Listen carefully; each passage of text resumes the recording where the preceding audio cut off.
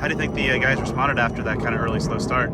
They responded well. I mean, started poorly, started as bad as you could possibly start, right? Just the intensity, the fire, the passion, everything it takes to win was not there. So why are we going to practice football if it's useless? We're not. We're just going to bear crawl or do something else. What do you attribute that to? I mean, the same kind of thing happened you were talking about after breaks during practice earlier in the week. Is there a theme to it? Or? Myself, I felt like this. I mean, today I told them, hey, we're going to come out here. We're not going to do individual. We're going to shorten the practice. You guys have had really good workloads, right? So we're going to shorten it a little bit, do a little bit more team, a little bit more 11-on-11 stuff, right? And I don't think I set the tone yet last night. I don't think I set the tone this morning of what practice still looks like, even if it's an hour and 10 minutes instead of 2 hours and 10 minutes. I think I've got to do a better job. Were you content with kind of how it concluded with the offense in the last period or two? I thought they moved the ball well, but you know what? We talked about it. We have situational meetings on every other night. We talked about red zone the other day, and you look at those drives, 3 of them drove all the way down the field. The defense got us off the field in the red zone, right? So if you don't finish drives, it's all for naught.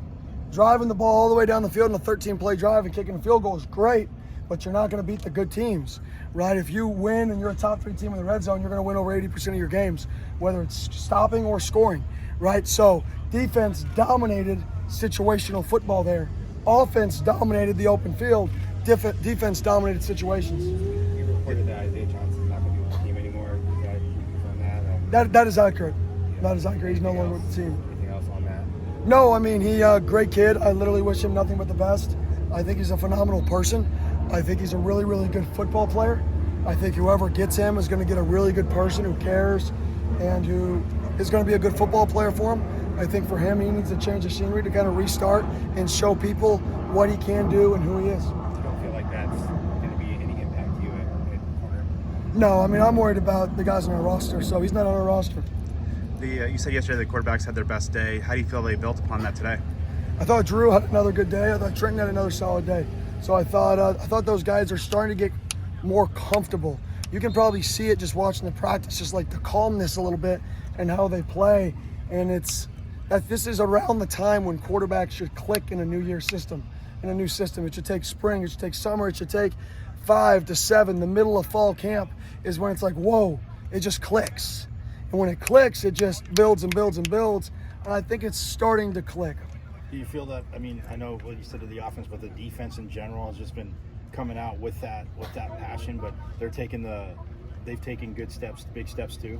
Yeah, I mean, when you have guys like Chris Edmonds, Xavion, Shamari, JC, D, Rowe, BJ, Prince, Coop, when you have these dudes who are just fiery competitors, it raises the standard for everybody else. I mean, and that's what the defense has right now, is they have a group of leaders that are so competitive.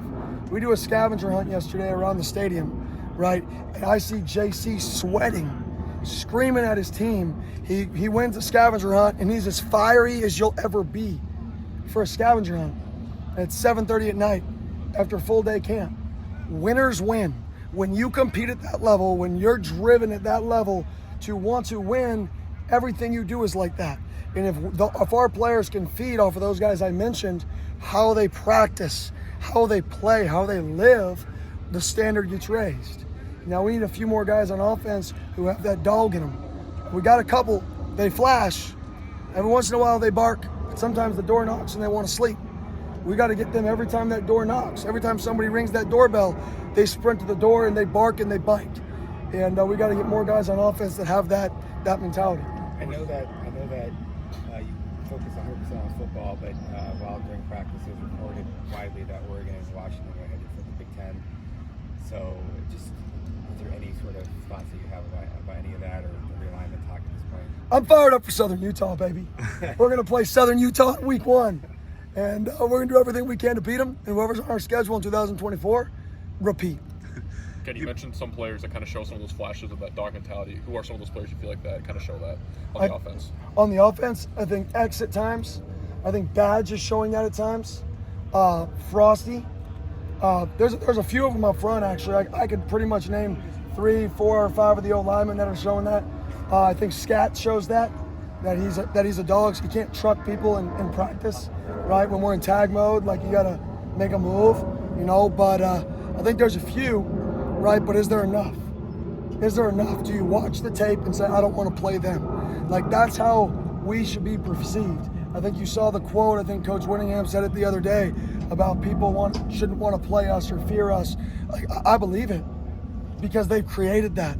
We have to create that here. And it doesn't just happen. It's not a switch that you flip. It is something you have to strive daily to achieve. Good days, bad days, those are mindsets that you don't turn off. They're permanently on. You've mentioned that you're not going to make the decision with the quarterback, like the team's going to tell you who is the quarterback. Are you seeing signs from your team that they're kind of starting to formulate an answer for you? Not yet. We haven't had a scrimmage yet. So when we actually have a real scrimmage, like we have scripted plays today, a couple scrimmage periods, but when you have a real scrimmage and you see who scores in scrimmage settings, right, that tells you everything you need to know. Is who scores. I remember when the quarterback competition back in, 11 or 12 with Taylor, nobody thought Taylor was going to win it, and he just scored, and then he won a lot of games.